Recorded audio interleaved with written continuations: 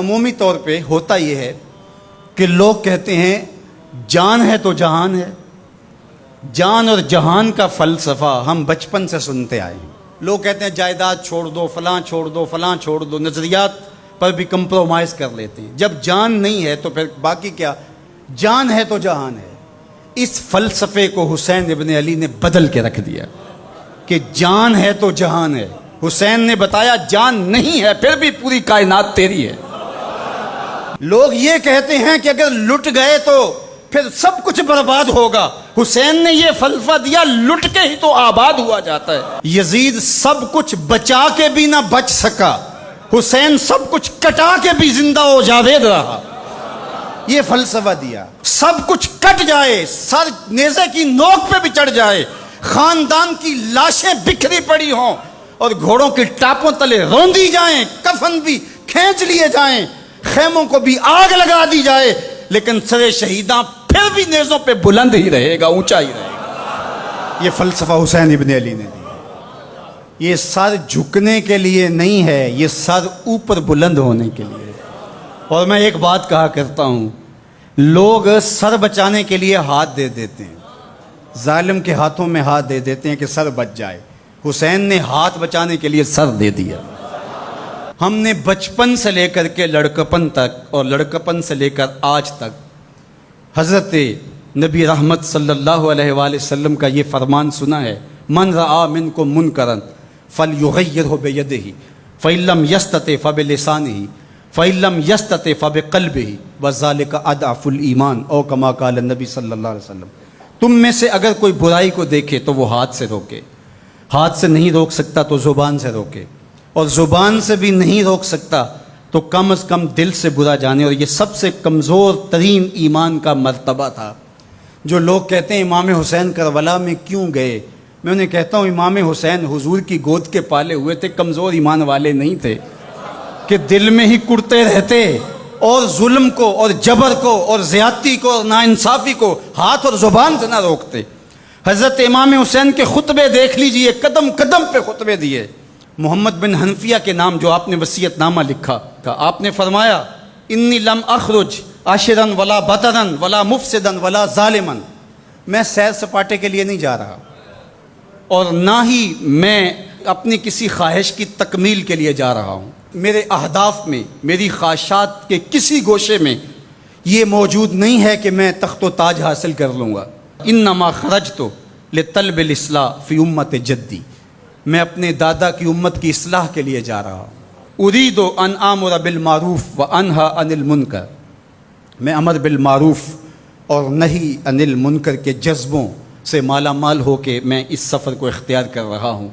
جب شریعت کا مذاق اڑایا جا رہا ہے، شریعت کی شکل بدلی جا رہی ہے، خلافت کا رشتہ قرآن سے ٹوٹ گیا ہے اور ایک نئی صورت دین کو دی جا رہی ہے، اور جو اس سانچے میں ڈھل کے دین نکلے گا وہ محمد عربی کا دین نہیں ہوگا جو طائف کے بازاروں سے لے کے مکے کی گلیوں تک، احد سے لے کر غزوہ حنین تک حضور نے خود اور اپنے اصحاب کو تکلیف میں ڈال کے جو دین دیا، جو امت تشکیل دی.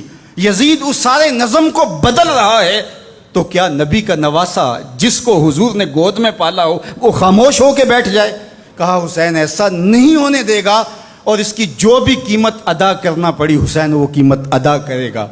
اور پھر اس کی قیمت چھوٹی نہیں تھی جو ادا کرنا پڑی.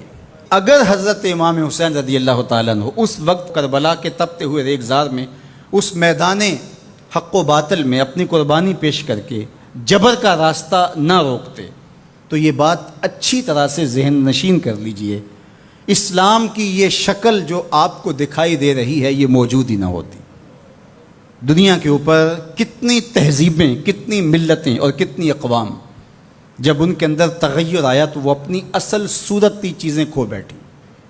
دنیا کے اوپر کتنے مذاہب، یہودیت کی شکل دیکھ لیجئے، کیا یہ وہی صورت ہے جو حضرت موسیٰ لے کر آئے؟ عیسائیت کی شکل دیکھ لیجئے، کیا یہ وہی صورت ہے جو حضرت عیسیٰ لے کر کے آئے؟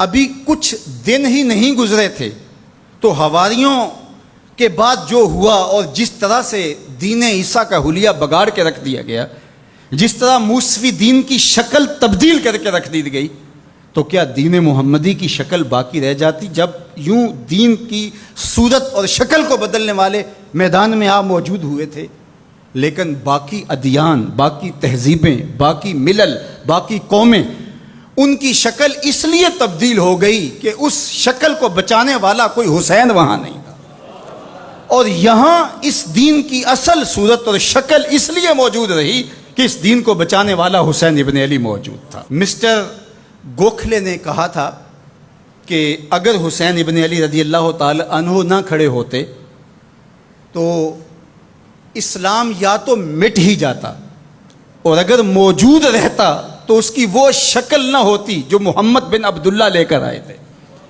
اس کی شکل وہ ہوتی جو یزید پیش کر کے جاتا۔ لیکن حسین ابن علی کی قربانی، ان کی نہضت کی وجہ سے، ان کے قیام کی وجہ سے، ان کے کھڑا ہو جانے کی وجہ سے 14 صدیاں گزرنے کے بعد آج بھی وہی اسلام ہے جو آمنہ کا لال دے کے گیا تھا۔ یہ حسین ابن علی کا کام ہے جو حسین نے کیا، اس لیے حضور نے ناز کیا حسین پر، کہا کہ حسین منی و انا من حسین، حسین مجھ سے ہے اور میں حسین سے ہوں۔ یہ مجھ سے ہے کہ میری بیٹی کا بیٹا ہے، میری نسل ہے، میرا نسب ہے، میں حسین سے ہوں، قیامت تک میرے دین کا جھنڈا جھولتا رہے گا، تو اس کی بنیادوں میں لہو حسین ابن علی کا۔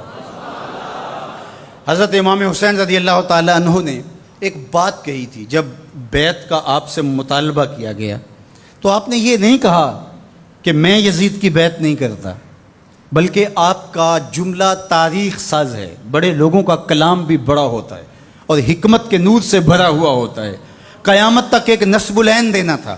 یہ نہیں کہا کہ حسین ابن علی یزید کی بیعت نہیں کرے گا، بلکہ کہا مثلی لا یبایع مثلہ، میرے جیسا اس جیسے کی بیعت کیسے کر سکتا ہے؟ تو یہ قیامت تک کے لیے لاہ عمل دے دیا کہ جو حسین کے نقشے قدم چلنے والا ہوگا وہ وقت کے یزید کے ہاتھ میں ہاتھ نہیں دے سکتا، چاہے گردن کٹ جائے، بازو کٹ جائے، خاندان لٹ جائے۔ یہ حسین ابن علی کا پیغام ہے۔